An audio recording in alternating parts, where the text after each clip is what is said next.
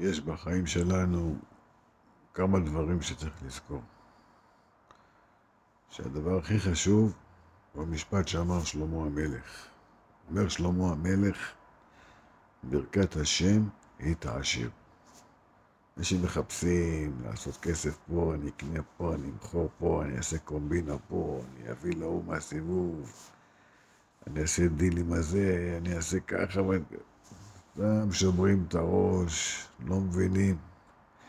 יש רק דרך אחת, ברכת השם היא תעשיר.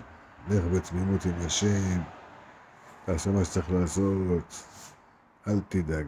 הקדוש ברוך הוא נותן ברכה, הכל עובד.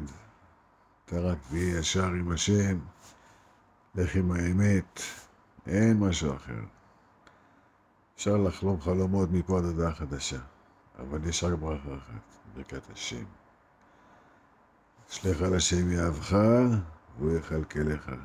אתה רוצה להיות חכם גדול ואתה יודע מה אתה עושה, ואתה חושב שאתה מבין גדול, תנסה.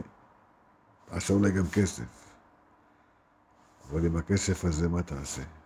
יש אנשים שעובדים כל החיים שלהם בשביל הכסף. בסוף את כל הכסף מוציאים על החיים שלהם, על הבריאות. נתעורר חברים, נתעורר. הקדוש ברוך הוא זה המפרנס לכל. צאו מהחלומות, כל שטויות.